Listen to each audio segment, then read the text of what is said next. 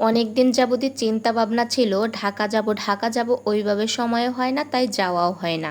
অবশেষে তাই ঢাকার উদ্দেশ্যে রওনা দেওয়ার চিন্তা ভাবনা করলাম। আজকের ভিডিওটা একটু ইন্টারেস্টিং হবে। ভিডিও শুরু করার আগেই বলে রাখি, যারা আমার পেজটা ফলো না করছো তারা এখনই একটা ফলো করে দাও। আল্লাহর রহমতে ঢাকার উদ্দেশ্যে রওনা হলাম। পদ্মা সেতু দেখার অনেকটাই ইচ্ছা ছিল।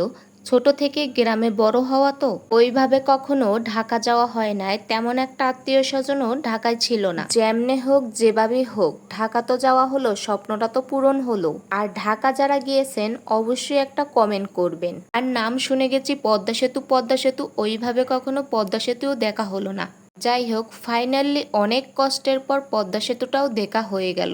মাওয়া পদ্মা সেতুটা খুবই ভালো ছিল।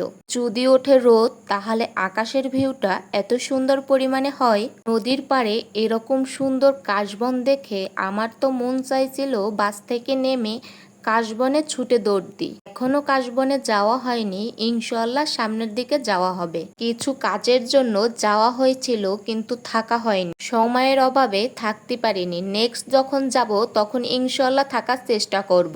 ফাইনালি আমরা গিয়ে ঢাকা পৌঁছাইলাম।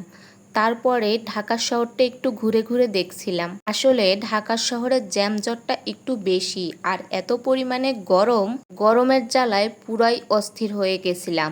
মানুষ বলতো কথায় কথায় ঢাকা শহর নাকি অনেক জ্যাম হয় এবং অনেক গরম হয়।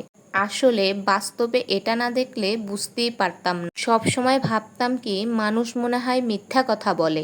যাই হোক, তারপরে চলে গেলাম মেট্রো রেলের দিকে। অনেক দিনের স্বপ্ন ছিল মেট্রো রেলে উঠবো, তাই আজ পূর্ণ হয়ে গেল। সারা ঢাকা শহর জুড়ে যদি মেট্রো রেলটা থাকতো কতই না ভালো হতো। পুরো ঢাকা শহরটায় থাকলে আরো ভালো হতো। এই মেট্রো রেলের চলা কত শান্তির। আজকের মতো এখানে ভিডিওটা শেষ করলাম।